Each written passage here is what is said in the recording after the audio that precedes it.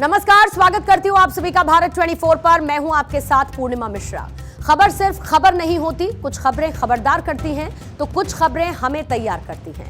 कई खबरें सुनने में छोटी लगती हैं, लेकिन इनके पीछे की कहानी कई दफा काफी लंबी होती है। हर खबर का अपना एक रंग होता है और हर खबर में अपना कलेवर भी होता है और हर खबर में होती है कुछ गहराई।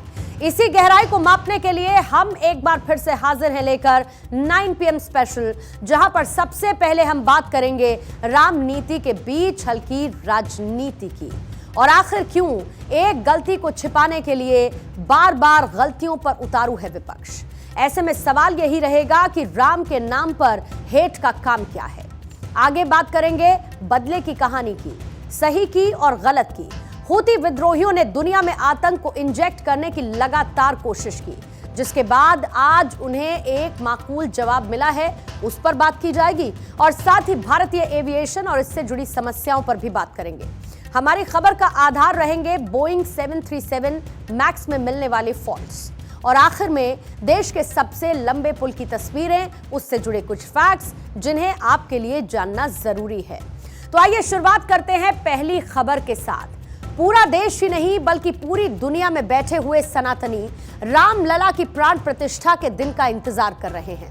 कल 9 PM स्पेशल में हमने आपको दिखाया था कि कैसे एक मां बीते 30 साल से मौन व्रत धारण किए हुए है, कैसे एक बच्चा राजस्थान से स्केटिंग करता हुआ राम मंदिर के दर्शन के लिए पहुंच रहा है और कैसे देश के छोटे छोटे गांव में दीप तैयार किए जा रहे हैं।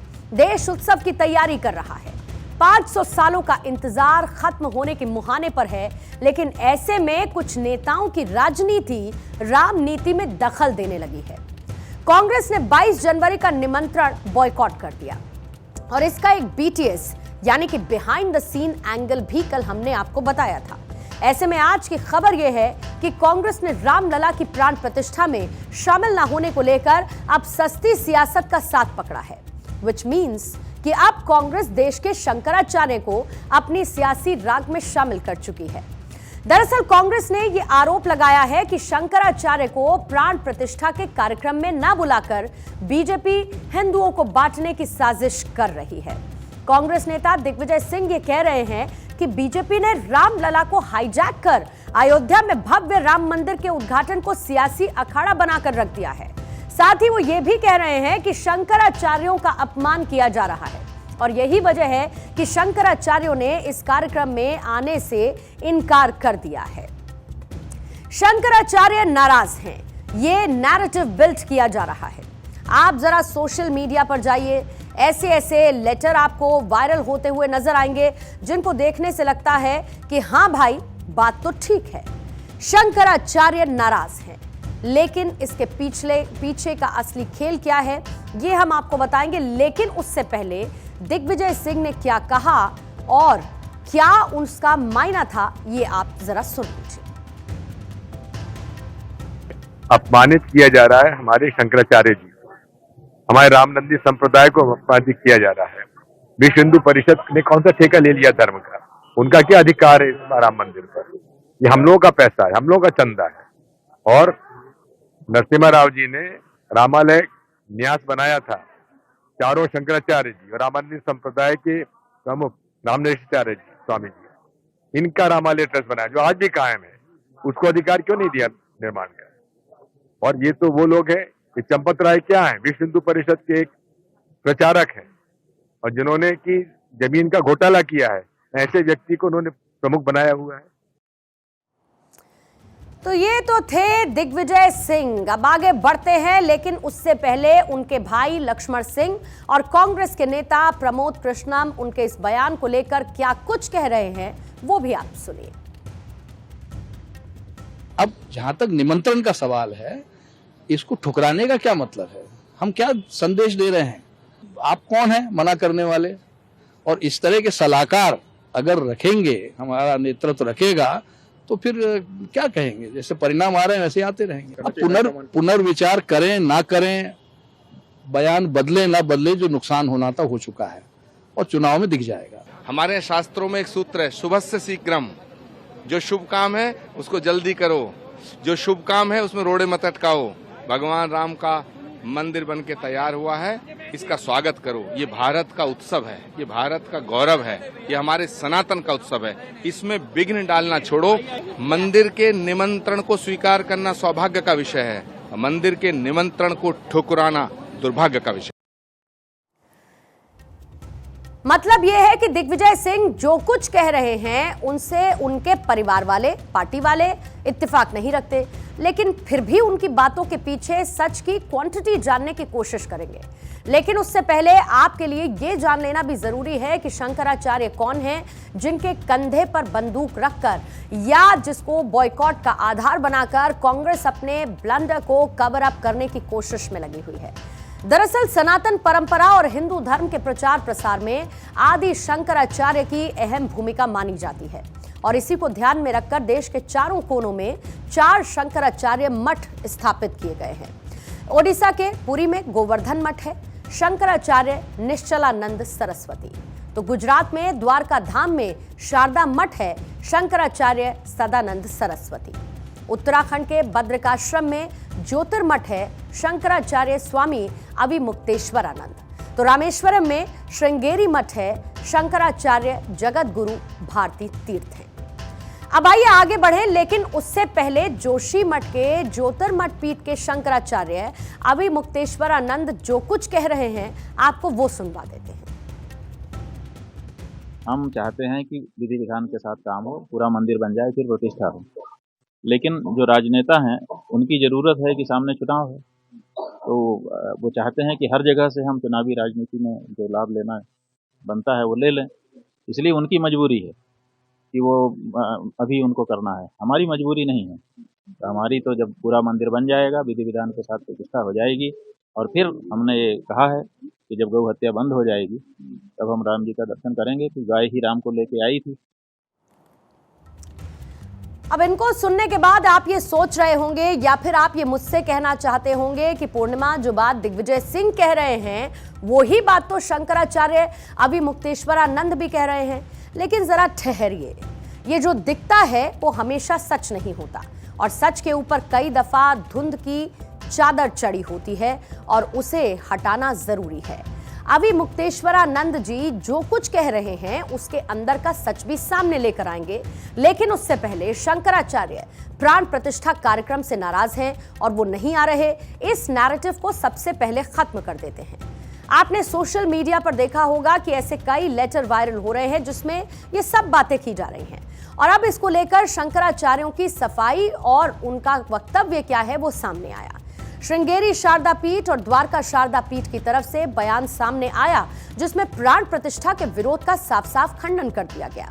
श्रृंगेरी शारदा पीठ की तरफ से जारी एक पत्र में ऐसे प्रचार को धर्म विरोधियों का गलत प्रचार बताया गया और ये कहा गया कि 500 साल बाद रामलला की प्राण प्रतिष्ठा का महोत्सव वैभव के साथ होने वाला है।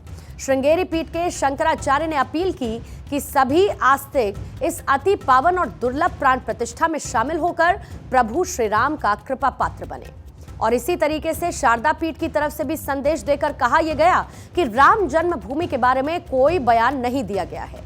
बयान में शारदा पीठ ने कहा कि करीब 500 सालों बाद यह विवाद खत्म हो रहा है और ये सनातनियों के लिए खुशी का मौका है। शारदा पीठ रामलला की प्राण प्रतिष्ठा के विधिवत संपन्न होने की कामना करता है, ये भी कहा गया है। अब इसको मैं एक लेटर के जरिए क्लियर कर देती हूं, जिस लेटर में ये साफ साफ लिखा गया है। मैं इसको फोकस करवाने के साथ साथ इसके कुछ शब्द हैं जो इस वक्त आपके सामने पढ़ना चाहूंगी, जिसमें क्लियरली क्या मेंशन है ये देखिए। इसमें श्री जगत गुरु शंकराचार्य महासंस्थान की तरफ से ये लेटर जारी किया गया है, जिसमें एक बहुत महत्वपूर्ण लाइन है। ये लिखा गया है कि श्रृंगेरी शंकराचार्य जी ने ऐसा कोई भी संदेश नहीं दिया है, यह केवल कुछ धर्म द्वेषियों का मिथ्या प्रचार है और इसीलिए सभी आस्तिकों से यह अनुरोध है कि ऐसे अप्रामाणिक दुष्प्रचार पर ध्यान नहीं देना चाहिए। और इसके साथ ही श्रृंगेरी शारदा पीठ का जो आधिकारिक उनकी वेबसाइट है और आधिकारिक सोशल मीडिया प्लेटफॉर्म है, उस पर अगर कोई विषय सामने लाया जाता है तो उस पर ध्यान देना चाहिए। इसके साथ साथ एक और दूसरा लेटर है जो आपके सामने रखती हूं। ये स्वामी सदानंद सरस्वती की तरफ से जारी किया गया लेटर है, जिसमें एक राम भक्तों को संदेश दिया गया है। राम भक्तों को संदेश देते हुए इसमें क्या लिखा गया है? राम जन्मभूमि अयोध्या के विषय में शंकराचार्य मठ द्वारका शारदा पीठ गुजरात की ओर से कोई वक्तव्य प्रसारित नहीं किया गया है। ये मैं आपको फैक्ट्स के सामने, ये ऑफिशियल लेटर है जो जारी किया गया है। किसी समाचार पत्र में प्रकाशित समाचार जगत गुरु शंकराचार्य जी महाराज जी की बिना आज्ञा के प्रकाशित हुआ, जो कि भ्रामक है। अब आगे देखिए इसमें क्या लिखा जाता है कि यह सनातन धर्मावलंबियों के लिए प्रसन्नता का अवसर है। हम ये चाहते हैं कि अयोध्या में होने जा रहे परमात्मा श्री राम के प्राण प्रतिष्ठा समारोह के सभी कार्यक्रम वेद शास्त्रानुसार धर्म शास्त्रों की मर्यादा का पालन करते हुए विधिवत संपन्न हो, ऐसी भगवान द्वारकाधीश से प्रार्थना है, ये लिखा जाता है। अब इन दोनों लेटर्स के जरिए आप ये समझिए कि जिस नैरेटिव को सेट करने की कोशिश की जा रही थी, वो नैरेटिव कहीं जमीन पर इधर उधर पड़ा नजर आएगा, क्योंकि आधिकारिक लेटर और क्या कहा गया मैंने आपके सामने रख दिया है। मतलब साफ है कि शंकराचार्य को कोई समस्या नहीं, ये लेटर साफ करता है और यही सच है। लेकिन हाँ, अब सवाल ये है, तो क्या अभी मुक्तेश्वरानंद का दिखाया गया बयान, ये वीडियो डॉक्टर्ड है? इसका जवाब है नहीं। यहां पर विचारधारा का मसला है। अभी मुक्तेश्वरानंद हो या फिर उनके गुरु निश्चलानंद सरस्वती हो, इन सभी की विचारधारा बीजेपी विरोध की रही है। अभी मुक्तेश्वरानंद धुर मोदी विरोधी रहे हैं। आप ये वीडियो देखिए और उसके बाद इस विचारधारा को समझिए। ये काशी का वही 80 घाट है जहां पर भारत के प्रधानमंत्री कई बार आए। यहां पर फावड़े से उन्होंने मिट्टी उठाने की कोशिश की, हालांकि मिट्टी तो अभी भी काफ़ी पड़ी हुई है। लेकिन जो काम उन्होंने यहां पर किया है वो काम ऐसा है जो काम कभी आक्रांताओं ने आकर के करना चाहा था और कुछ कुछ किया भी था। हमारी आस्था को बहुत बड़ी चोट पहुंची है, इसलिए हम लोग समवेत होकर के उस कृत्य के विरुद्ध ये कदम बढ़ा रहे हैं।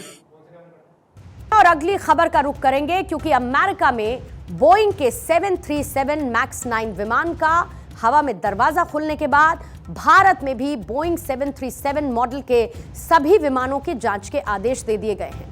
और इस पर डीजीसीए ने यह बताया कि भारत में मौजूद 40 बोइंग 737 मैक्स विमानों में से एक में वॉशर गायब था।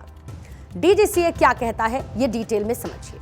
ये विमान air India express, spice jet और अकासा एयर के पास है। 39 विमानों में कोई कमी नहीं मिली, लेकिन एक बोइंग 737 मैक्स में वॉशर गायब था। इसके बाद बोइंग की गाइडलाइंस के मुताबिक जरूरी कदम उठाए गए हैं। इससे पहले यूनाइटेड एयरलाइंस ने यह बताया कि उन्हें अपने बेड़े में कई बोइंग 737 विमानों के पैनल में ढीले बोल्ट मिले हैं। दरअसल बोइंग 737 मैक्स के साथ ये कोई हालिया समस्या नहीं थी, बल्कि इससे पहले भी बोइंग 737 मैक्स में कई फॉल्ट्स मिल चुके हैं, जिसको लेकर इस पर बैन भी लगाया जा चुका है। इंडोनेशिया और इथियोपिया में हुए हादसों के बाद भारत समेत 40 से ज्यादा देशों में बोइंग के 737 मैक्स विमानों को बैन कर दिया गया था। तत्कालीन अमेरिकी राष्ट्रपति डोनाल्ड ट्रंप ने यह आदेश दिया कि जब तक जांच पूरी नहीं हो जाती और विमान के फॉल्ट्स को दूर नहीं कर दिया जाता, तब तक बोइंग 737 मैक्स सीरीज के विमान उड़ान नहीं भरेंगे। बोइंग को अमेरिका के एविएशन विभाग को 20,000 करोड़ रुपए देने पड़े। और इतना ही नहीं, हादसों से कंपनी को $20 बिलियन यानी कि 16 लाख करोड़ रुपए का नुकसान हुआ। कंपनी ने दिसंबर 2020 में सीईओ डेनिस मुइलेनबर्ग को बर्खास्त भी कर दिया था। 18 महीने की जांच के बाद अमेरिका ने मैक्स विमानों की उड़ान पर लगी पाबंदियों को हटा दिया। 2 साल बाद बाकी देशों ने बोइंग 737 मैक्स सीरीज के विमान फिर से उड़ान भरने लगे। इसकी इजाजत उन्हें दी गई और इसके लिए कंपनी को MCAS सॉफ्टवेयर में बदलाव करने पड़े। लेकिन बड़ा सवाल यह कि समस्या क्या है? समस्या की बात हो गई, अब समस्या के बाद समाधान पर आ जाते हैं। आप ये देखिए कि बोइंग विमानों के साथ साथ प्रैट एंड विटनी इंजन पर चलने वाले एयरबस विमानों में गंभीर समस्याओं का मतलब वैश्विक और भारतीय विमानन में एक बड़ा संकट है। जैसे कि इसमें इंजीनियरिंग भी एक बड़ा मुद्दा है, लेकिन इंजीनियर्स की क्वालिटी भी ऐसी ही है, खासकर भारत में। भारतीय एविएशन को अपने खुद के IIT की आवश्यकता है। बोइंग 737 मैक्स अपने लॉन्च के बाद से चिंता का कारण बना है और ये परेशानियां खत्म होने का नाम नहीं ले रही हैं। इसी बीच एक्सपर्ट्स का यह भी मानना है कि कई दफा टेक्नोलॉजी ही समस्या नहीं होती है, बल्कि इंसानों की गलती भी विमानों में हादसों की बड़ी वजह होती है और इस पर ध्यान देने की जरूरत है। भारत आज की तारीख में एविएशन में बहुत आगे आ चुका है। अब दुनिया में एविएशन के मामले में तीसरे पायदान पर है, लेकिन आज भी हमारे देश में IIT और IIM जैसे संस्थान नहीं हैं जहां से हमें एविएशन प्रोफेशनल्स मिल सके। हम आज भी इस काम के लिए वेस्टर्न इंस्टीट्यूशंस पर डिपेंडेंट हैं। हमें इस काम के लिए गुरुकुल जैसी संस्थाओं की भी जरूरत है, जहां पर डीप नॉलेज के साथ साथ इंसान के व्यक्तित्व पर भी काम किया जा सके।